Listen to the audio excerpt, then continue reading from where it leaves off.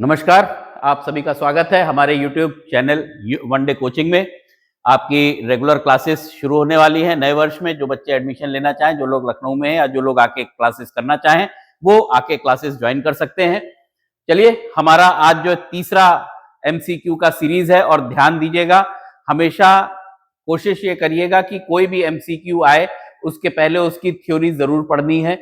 मैंने आपको इनिशियली इसीलिए कुछ लेक्चर्स थ्योरी पे डाले थे, और जो भी MCQ में सॉल्व कर रहा हूं उसी के साथ मैं आपको पूरा डिटेल एनालिसिस दूंगा। जो बाकी भी, जैसे एक प्रश्न अगर है तो उसमें 3-4 प्रश्नों के उत्तर साथ में हम लोग देख लेंगे, जिससे हमारी तैयारी और अच्छे बेहतर तरीके से हो जाए। चलिए, आज पहला प्रश्न देखते हैं हम लोग कि भारतीय संविधान की प्रस्तावना, जो भारतीय संविधान की प्रस्तावना है उसमें धर्मनिरपेक्षता, पंथ निरपेक्ष शब्द है, पंथ निरपेक्ष, ये शब्द कब जोड़ा गया था? और मैंने आपको बहुत सीधा बता दिया है बार बार। इसी प्रश्न से में 5-6 सवाल हैं जो इसके उत्तर आपको ध्यान रखने हैं। पहली चीज कि आज तक प्रस्तावना में, प्रियम्बल में केवल एक ही बार संशोधन हुआ है, पहली चीज, और वो संशोधन हुआ है 42वें संविधान संशोधन के द्वारा।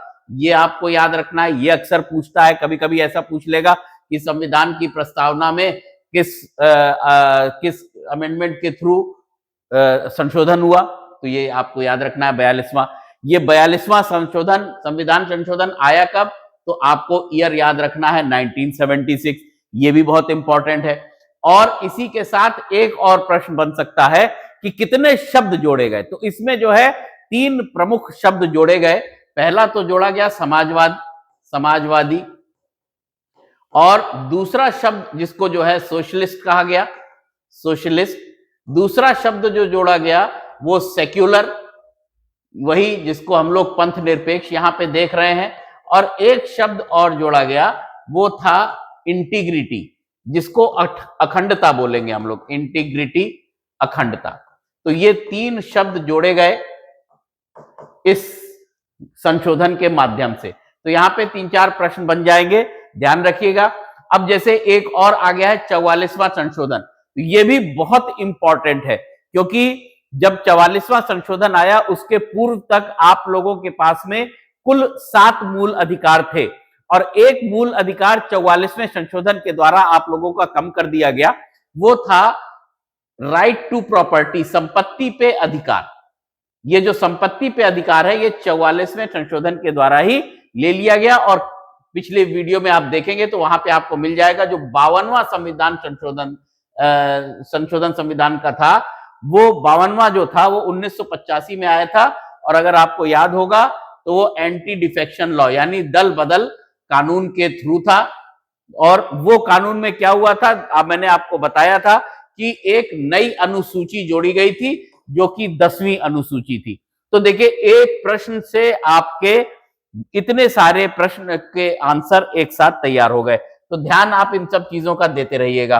अब देखिए, आते हैं नेक्स्ट क्वेश्चन पे। वो है भारत में, देखिए नेक्स्ट क्वेश्चन ये है कि भारत में विधायिका, लेजिस्लेचर के किस अंग में लोकसभा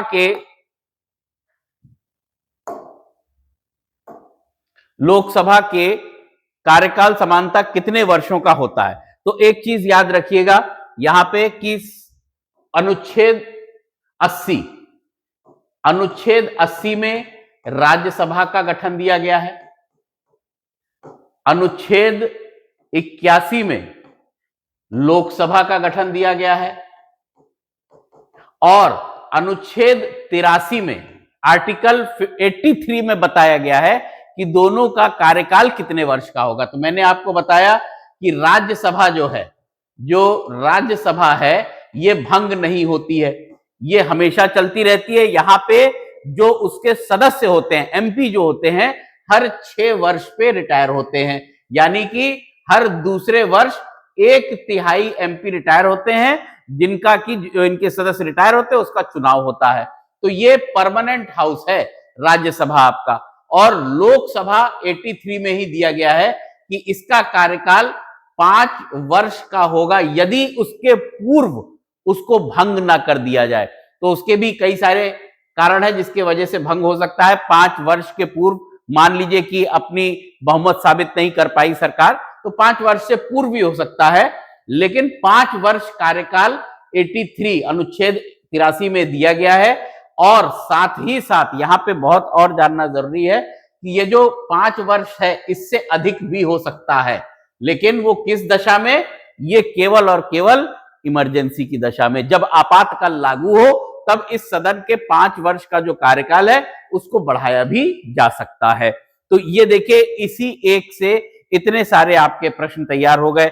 तो हम ये सब चीजें जब आप देखते रहेंगे तो आपके लिए सुविधाजनक होता रहेगा। अब देखिए नेक्स्ट क्वेश्चन हम देखते हैं कि संविधान के किस भाग में भारत का संविधान संरचना, ये दिए गए। अब देखिए यहां पे फिर वही भाग पूछा गया है और भाग में मैंने आपको स्पष्ट बताया है कि बहुत ध्यान से आपको देखना है कि भाग 1 में क्या दिया है, संघ एवं राज्य। ये आपको याद ही कर लेना है। मेरा पुराना आप जो वीडियो देख लीजिए, उसमें मैंने आपको सबसे पहले यही स्ट्रक्चर बताया और स्ट्रक्चर पे ही सारे आपके बहुत सारे प्रश्न आ जाते हैं। स्ट्रक्चर और क्या क्या अनुच्छेद है, कौन कौन से भाग हैं और कौन कौन से अनुच्छेद हैं उससे संबंधित। तो ये आप अगर देखेंगे तो संघ एवं राज्य से संबंधित है। और साथ ही साथ भाग 3 अगर देखेंगे तो ये किससे संबंधित था, मैंने आपको बताया था मूल अधिकारों से संबंधित था। और मूल अधिकारों से संबंधित 12 से लेके 35 अनुच्छेद 35 तक। भाग 4 किससे संबंधित था, राज्य के नीति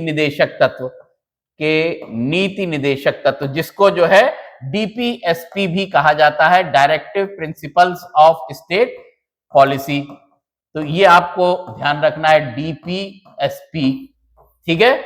ये इसको कहा जाता है मूल अधिकार, आपके फंडामेंटल राइट्स हो गए, ये कहा जाता है। और संघ एवं राज्य, यूनियन एंड स्टेट्स। तो ये आप जब मेरी पहली वीडियो पुरानी देख लेंगे अभी जो डली हुई है, तो आपको ये पूरा स्ट्रक्चर मिल जाएगा। ये सब प्रश्न आपके लिए बहुत आसान हो जाएंगे। चलिए, और भाग 5 में जो है संघ के बारे में, उसकी जो है विधायिका वगैरह सबके बारे में दिया गया है। तो अब देखिए, ये हो गया। अगला प्रश्न अगर हम देखते हैं तो यहां पे ये है। अब देखिए, ये प्रश्न बड़ा ही टेक्निकल है और इंपॉर्टेंट भी है, क्योंकि ये बात करता है भारत के राष्ट्रपति की, कि भारत के राष्ट्रपति को आपराधिक अभियोजन यानी क्रिमिनल प्रोसिक्यूशन के लिए उसके खिलाफ चलाया जा सकता है या नहीं चलाया जा सकता है। तो आप यहां पे अगर देखिए तो एक आर्टिकल है अनुच्छेद 361, वहां पे गवर्नर और राष्ट्रपति दोनों के लिए कहा गया है कि उनके अगेंस्ट में कोई भी क्रिमिनल प्रोसीडिंग, कोई भी आपराधिक कार्यवाही उनके अगेंस्ट में नहीं होगी, पहली चीज। और साथ ही साथ दिया है कि सिविल प्रोसीडिंग भी नहीं होगी, लेकिन सिविल प्रोसीडिंग्स में दिया गया है कि वो पद के अनुसार काम कर रहे थे या जब व्यक्तिगत रूप से काम कर रहे थे, तो वहां पर भी 2 महीने की नोटिस का प्रावधान है, 2 महीने की नोटिस देनी पड़ेगी। तो ध्यान रखना है क्रिमिनल प्रोसिक्यूशन के लिए कि उनके अगेंस्ट में कोई क्रिमिनल प्रोसीडिंग्स नहीं चला जा सकती। और ये